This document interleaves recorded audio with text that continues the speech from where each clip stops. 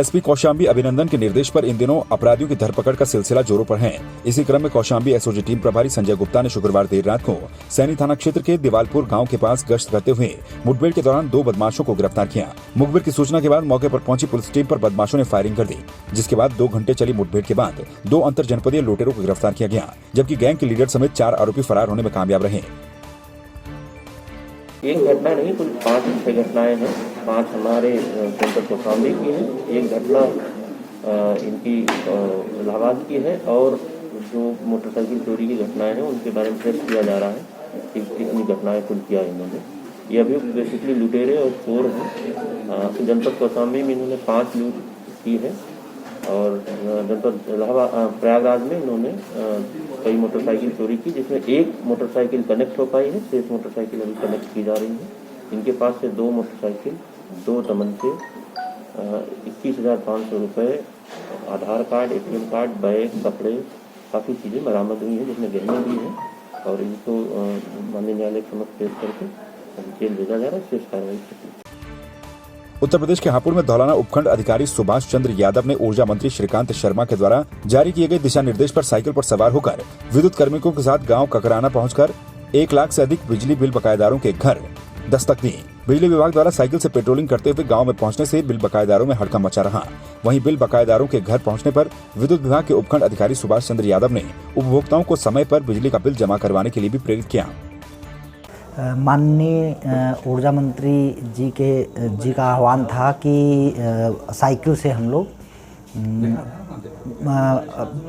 11 kV फीडरों की patrolling करेंगे, तथा जो 1 लाख से ऊपर के 50,000 से ऊपर के जो बकायेदार हैं उनके घरों पे दस्तक देंगे। ठीक, उनसे उनका ओपिनियन लेंगे कि क्यों बिल नहीं जमा हो पा रहा है, और उनसे पूरा बिल जमा करवाने का प्रयास करा जाएगा, जिसके तहत आज हमने गांव ककराना और फीडर ककराना की पेट्रोलिंग किया, और गांव ककराना में 1 लाख से ऊपर के बकायेदारों के यहाँ गए।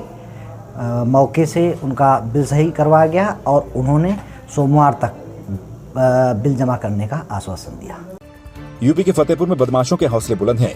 देर रात बाइक सवार लुटेरे एक राहगीर युवक का मोबाइल फोन छीनकर फरार हो गए। घटना का CCTV फुटेज सामने आने के बाद पुलिस ने केस दर्ज कर लिया और बदमाशों की तलाश में जुट गई।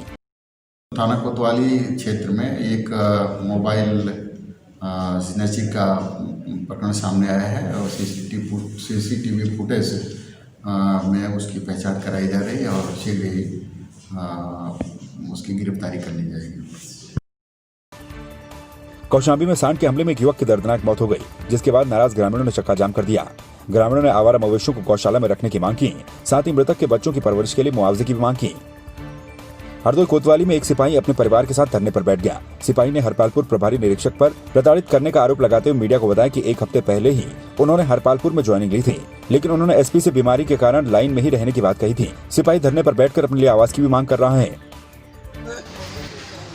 इंस्पेक्टर होने के कारण मैंने पूर्व में कप्तान साहब से मैंने कहा था कि श्रीमान जी, मेरे बच्चे पढ़ रहे हैं, 15 दिन नहीं हुए, 2 साल बाद मैं घर से आया था।